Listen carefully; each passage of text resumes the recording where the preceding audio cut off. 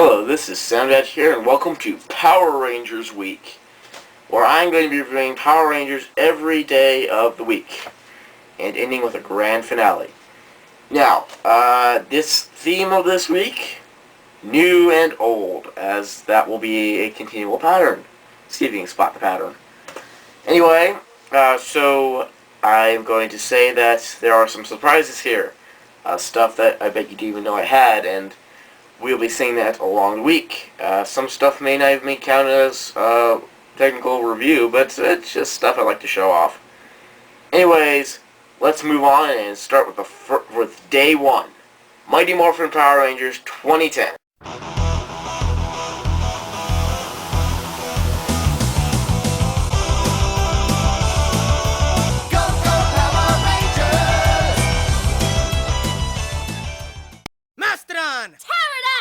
Triceratops! Saber-tooth tiger! Tyrannosaurus! Okay, this is the Dino Flyers. That's all I'm going to talk about them. This is the coolest thing I can get them to do.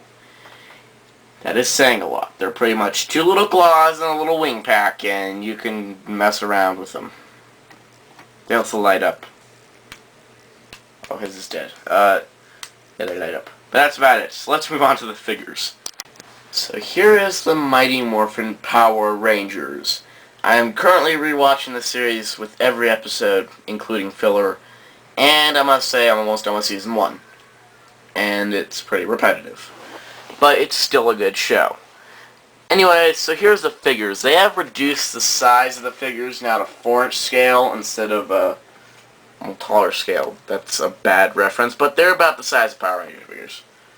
Anyway, hoping that Bandai continues this 4-inch line, because they're really cheap. They're like $6, and you can get all the Rangers pretty cheaply instead of expensive. Yeah, there's also one more other figure in this way that I haven't reviewed yet. I have reviewed the Golden Putties during Villains Week, my last event week. Go check that out if you haven't already. So there's also Alpha. I'm not going to spend too much time on this, but he comes with Zordon. Now here's Zordon. You can pop him out of his tube, so you have a disembodied head. Yellow tube. This really sucks, but if you fill it with water and throw some stuff in it, you can, yeah. I would suggest putting a little Dawn dish soap in there along with some blue food coloring and some water. And the glitter's optional. But yeah, it looks very good. It magnifies his face too. With Alpha here, you can rotate his legs. He's got ball jointed feet. He's got arms. He's got all the articulation you expect Alpha to have. Well, moving on to the figures. Well, first of all, let's go over the articulation. Actually, they each do come with blade blasters except for Tommy, who doesn't, because he has the Dragon Dagger. Each Ranger has 360 head, outward shoulder movement, 360 shoulders, elbows, and rotation at the cuff. And then you got outward leg movement, forward and back, bends at the knee, rotates at the cuff again. So the gloves and boots move. It's very nice articulation, a lot better than Kamen Rider Dragonette figures. The female Ranger is the same, just they're harder to stand, because they're female. And yellow is female-like instead of male, so that's nice.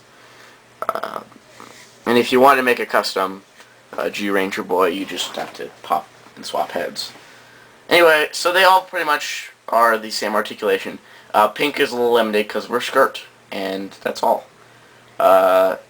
I like how on the Green Ranger here, it actually has the straps painted on in the bands. But yes, each Ranger comes with their personal weapon. Here's the Power Sword, and the Dragon Dagger, and the Power Daggers, and the Power Lance, and this is the Walmart version, so it does combine, like that. The Power Bow, and the Power Axe, which just dropped. Anyways, and also the weapons that came with the putty, let me get them out real quick. The Thunder Blasters here can be held by the Rangers very nicely.